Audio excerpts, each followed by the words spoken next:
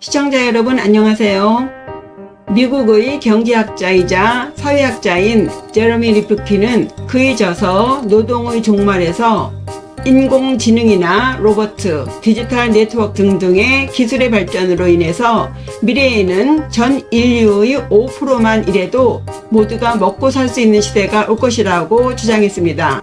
그럼 그 나머지 95%의 인류는 무엇을 해야 할까요?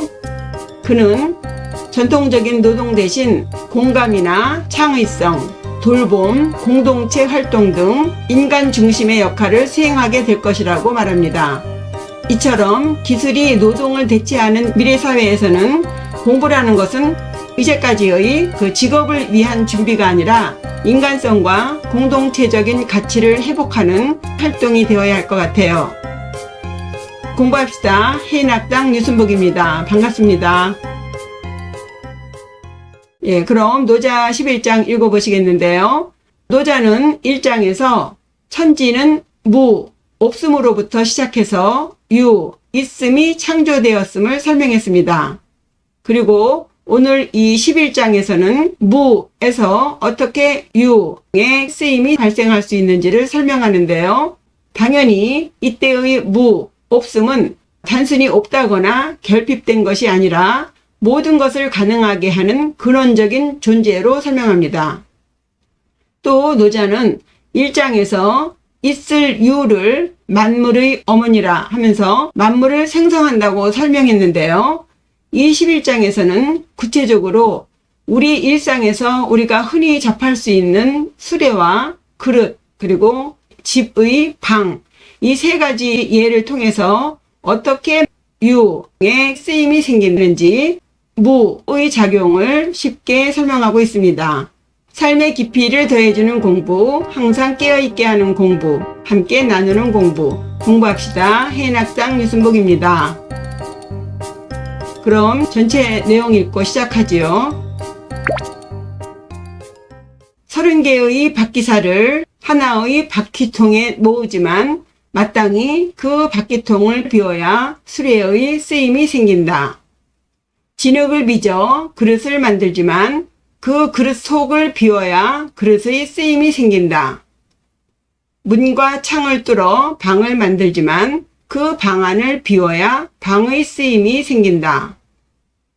그러므로 있음으로써 이로움이 되고 없음으로써 쓰임이 된다. 어떠신가요? 노자는 수레와 그릇, 집의 방의 쓰임을 설명합니다. 그럼 첫 문장부터 보시죠. 30복 017 당기무 유차지용 30개의 바퀴살을 하나의 바퀴통에 모으지만 마땅히 그 바퀴통을 비워야 수레의 쓰임이 생긴다. 30복 30개의 바퀴살. 이 바퀴살이라는 것은 수레의 바퀴를 구성하는 기본 구조물이죠. 요 바퀴통에서 바깥 테두리로 뻗어나가는 가느다란 막대들을 바퀴살복이라고 합니다. 요 바퀴살 복자를 간혹 폭으로 읽는데요. 이 폭의 발음은요, 폭발하다는 뉘앙스가 있고요. 요 복자는요, 빛이나 열이 이 바퀴살처럼 사방으로 퍼지는 현상을 복사라고 하고 또 여러 가지 일이 한 곳으로 모여드는 현상을 복주라고 하는데요. 그런 의미의 바퀴살복입니다. 30이라는 숫자는 단순히 그 숫자적인 개념을 넘어서 구조적인 의미와 철학적인 상징이 있습니다. 실제로 고대 중국의 수레는 그 바퀴살이 30개인 경우가 많다고 해요. 구조적으로 균형과 안정을 위해서 최적화된 개수라고도 하겠는데 이 철학적인 의미로서는요. 이 30이라는 숫자는 3 곱하기 10의 조합이죠. 요 3은 동양 철학에서 천지인 삼재를 상징합니다. 즉 조화와 균형을 뜻하지요. 또 요 10이라는 숫자는 완전성 그리고 전체성을 나타내는 숫자로서 천지의 수로도 여겨져요. 따라서 이 30이라는 숫자는 조화의 숫자인 3과 완전함의 숫자인 10의 결합으로 완성된 조화를 상징합니다. 30폭, 30개의 바퀴살, 0일곡, 함께공, 하나일, 바퀴통, 곡. 그림에서 보시다시피 살색으로 되어 있는 것이 바퀴통이에요. 이 바퀴살들을 하나로 모으는 중심 부분이 되겠죠. 수레바퀴 가운데에 위치하면서 수레의 축, 요 안에 있는 하얀 거, 수레의 축과 연결되어서 회전의 중심이 되는 거예요. 30개의 바퀴살이 하나의 중심, 곡에 모여 있죠, 이렇게. 그러면서 바퀴를 만드는데, 이 30개의 바퀴살이 하나의 중심, 요 곡에 연결된다는 것은 그 다양한 요소들이 하나의 중심으로 통합되어서 기능을 이룬다는 상징적인 의미도 있겠습니다. 어쨌든 30폭, 30개의 바퀴살을 1곡, 하나의 바퀴통에 모은다. 그런데 당, 기무, 당, 마땅할 땅, 마땅히 그것이 없어야, 무엇이 없어야, 지시대명사 기, 그것은 문맥상 요 앞에 곡, 바퀴통을 가리킵니다. 그 바퀴통이 없다. 이것은 없다고 해석하기보다 의미상 비어 있어야만 마땅하다. 그렇게 비어 있어야 차지용, 수레의 쓰임이 생긴다. 수레가 된다죠. 그럼 왜 바퀴통이 비어 있어야 수레가 되는 것인가? 이것이 노자가 말하는 무에서 유를 창조한다는 핵심 사상이 되겠는데요. 이 바퀴살들은 바퀴통 주변에 한데 모여서 바퀴를 고정시키고 또 균형 있게 힘을 분산시킬 수 있죠. 그리고 또 이 바퀴통은 그림에서 보시다시피 속이 비어 있어야 그 속에 수레의 축을 넣어서 그 축을 중심으로 바퀴가 회전할 수 있게 하는 거죠. 요즘 자동차는 바퀴가 부드럽게 회전하기 위해서 베어링을 넣는데 그 베어링 또한 이 바퀴통에 공간이 비어 있어야 넣을 수 있겠죠. 이처럼 바퀴통의 빈 공간은 구조적인 특징뿐만 아니라 바퀴의 회전을 돕고 또 바퀴를 지지할 수 있는 기능을 가능하게 하는 핵심적인 요소가 됩니다. 해서 30개의 바퀴살을 하나의 바퀴통에 함께 모아야 하고 또 이 하나의 바퀴통은 비어 있어야 바퀴로서의 쓸모가 생긴다. 해서 이 구절은 수레가 움직이기 위한 필수 조건을 말하고 있어요. 그런데 사실 이 바퀴살은 이 바퀴통의 바깥에 연결되어 있잖아요. 그래서 이 바퀴살이 이 바퀴통 안에 들어가지 않기 때문에 이 바퀴살은 바퀴통이 비어 있어야 되는 것과는 직접적인 관련은 없습니다. 오직 이 바퀴통은 바퀴축을 넣기 위해서 비어 있어야 하는 거죠. 그러니까 굳이 노자가 바퀴살을 설명하는 것은 이 바퀴통에 이 바퀴살을 넣기 위해서 비워야 한다는 그런 실용적인 목적을 말하려고 하는 것이 아니라 철학적으로 비어 있음 자체가 쓰임을 가능하게 한다는 그 없음의 유용함을 강조하는 것 같습니다. 무가 있어야 유가 생긴다를 말하고 싶은 거예요. 이 30이라는 숫자와 1이라는 숫자도 단순히 그 기능상의 수치를 말하는 것이 아니라 중심과 주변, 중심과 전체의 관계로 개념을 확장시키는 것 같아요. 그러니까 여러 사람이 한 명의 지도자와 연결돼서 조화를 이루는 사회 공동체의 모습을 은근히 말하는 것도 같고 또 나아가서 만물이 이 도를 중심으로 돌아가는 그 질서를 상징하는 그런 철학적인 의미도 내포하고 있는 것 같습니다. 30폭 0일곡 30개의 바퀴살을 하나의 바퀴통에 모으지만 당, 기무, 당, 마땅히 기, 그 바퀴통을 비워야만 차지용, 수레의 쓰임이 생긴다. 다음 문장이에요. 수레에 이어서 이제는 그릇을 예로 들어서 조금 더 일상적이고 보편적인 예시를 들어 전달하고 있습니다. 연식이 위기, 당, 기무, 기지용. 흙을 빚어서 그릇을 만들지만 마땅히 그 그릇 속을 비워야만 그릇에 쓰임이 생긴다. 앞의 문장과 구조가 같죠? 연식, 연은 흙을 물에 개어서 반죽하는 빚을 연자입니다. 식자는 진흙, 흙이에요. 그래서 연식하면 흙을 빚다. 써이, 흙을 빚어서 위기, 그릇을 만들다. 당기무, 마땅히 그 그릇 속을 비워야만 유기지용, 그릇에 쓰임이 생긴다. 그릇 속이 비어있지 않다면 쓸 수 없겠죠. 그릇을 비워야만 쓰임이 생긴다. 앞에 수레와 마찬가지로 없어야만, 비워야만 쓰임이 생긴다는 역설적인 진리를 강조하고 있어요. 겉으로 보이는 그 형태보다 그 속에 비어있음의 기능과 가치를 더 강조하는 것이죠. 예를 들면 우리는 그릇의 모양이나 색깔 등 눈에 보이는 그 있음을 강조하지만 그 그릇의 본질적인 기능은 뭔가를 담는 것이죠. 아무리 아름다운 그릇도 없음이 없다면 그 그릇도 기능을 발휘하지 못한다입니다. 연식이 위기, 당기무, 유기지용. 흙을 빚어서 그릇을 만들지만 마땅히 그 그릇 속을 비워야만 그릇에 쓰임이 생긴다. 세 번째, 집의 방을 예로 들어 설명합니다. 착, 호유이 위실, 당, 기무, 유실지용.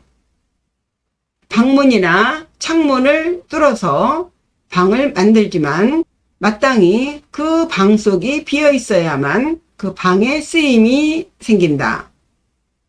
착, 호유, 착, 뚫을 착이죠. 굴착기 착자예요. 문호인데 요거는 한 짝짜리 물입니다. 우리가 알고 있는 문자는 두 짝짜리 문짝이에요.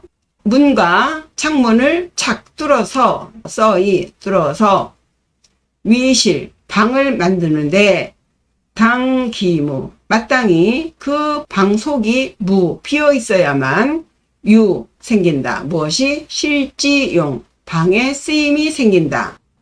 방을 만들어 놓되 그 방 속에 이것저것 많은 구조물을 넣는다면 그 방은 방으로서 쓰임이 없겠죠. 방이 비어 있어야만 사람이 들어가서 머물 수 있는 용도가 생긴다. 앞서 두 문장과 마찬가지로 겉으로 드러나는 형체보다는 보이지 않는 그 공간, 없음이 진정한 쓰임을 만든다. 이와 같이 노자는 사람들이 쉽게 이해할 수 있는 구체적이고 실용적인 일상적인 사물을 통해서 무의 유용함을 직관적으로 전달하고 있습니다. 수레로는 형체보다는 빈 공간이 기능을 만들고 또 그릇으로는 겉모양보다는 내부에 비어있음이 쓰임을 만들며 또 방으로는 건축적인 구조보다 그 공간 자체가 중요하다고 설명합니다. 사람들이 흔히 중요하게 여기는 그 형체보다 보이지 않는 공간의 진정한 쓰임을 역설하고 있죠. 겉모양이 아닌 그 기능과 쓰임새에 집중하라는 도가적인 통찰을 전달하고 있습니다. 마지막 결론이에요. 유지의 위리, 무지의 위용. 그러므로 있음으로써 이로움이 되고 없음으로써 쓰임이 된다. 이 구절은 유와 무의 상호작용을 설명하는 핵심 구절이에요. 이익과 쓰임은 서로 다른 개념이긴 하지만 있음과 없음으로 인해서 이익과 쓰임의 조건이 되는 거죠. 그러므로 유지라고 한다면 눈에 보이는 형태나 구조를 말합니다. 수레의 바퀴살이라든가 바퀴축 혹은 그릇의 모양, 집의 벽, 문틀, 창틀 등의 그 형태 혹은 구조물을 말해요. 그리고 위리, 이익이 되다. 이익이라면 있음으로써 겉으로 드러나는 그 구조나 형태로 인해서 우리가 누리는 편리함 혹은 기능적인 도움입니다. 바퀴살이 있어야 수레가 튼튼하고 또 어떤 바퀴살을 사용하느냐에 따라서 수레의 용도가 다르겠죠. 그리고 또 그릇의 모양도 크냐 작으냐, 세모라냐 네모라냐에 따라서 음식의 내용도 다르게 담을 수 있는 이로움이 생기죠. 그래서 형태에 따라서 이익을 만든다. 그런데 또 무지의 위용이 있죠. 없음으로써 쓰임이 된다. 이 없음이라고 하는 것은 반복되는 말씀이겠지만 빈 공간이에요. 수레 바퀴통, 그릇 속, 집의 방의 비움, 근본적인 목적이나 기능을 가능하게 하는 그 쓰임을 가능하게 하는 조건이 된다. 무지의함으로써 없음으로써 쓰임이 된다. 아무리 편리하고 이롭다 하더라도 비어있지 않으면 그릇 속에 잔뜩 뭔가가 들어있고 방 안에 뭔가가 잔뜩 들어있고 바퀴통에 뭔가가 가득 들어있다면 그것은 쓸 수 없는 것이잖아요. 수레는 바퀴살이 있어야 굴러가지만 진짜 기능은 가운데 그 바퀴축 덕분이고, 그릇은 흙으로 만들지만 그 속이 비어 있어야 담을 수 있고, 또 방은 문과 창을 뚫어서 만드는 거지만 그 방이 비어야 사람이 머물 수 있다. 즉 형체가 있는 유는 틀을 만들어서 이롭게 하고 비어있음이 쓰임을 가능하게 하는 본질이 된다. 겉으로 보이는 형태도 중요하지만 그 안에 그 비어있음의 그 쓰임을 더 강조하고 있습니다. 이외에도 이 비움의 미학은 우리 삶의 모든 영역에 적용되지요. 음악에서도 심표가 있어야 리듬이 생기는 것이고, 또 그림에서도 여백이 있어야 형태가 드러나고, 대화하는 중에도 침묵이 있어야만 그 진정한 소통이 가능하지 않습니까?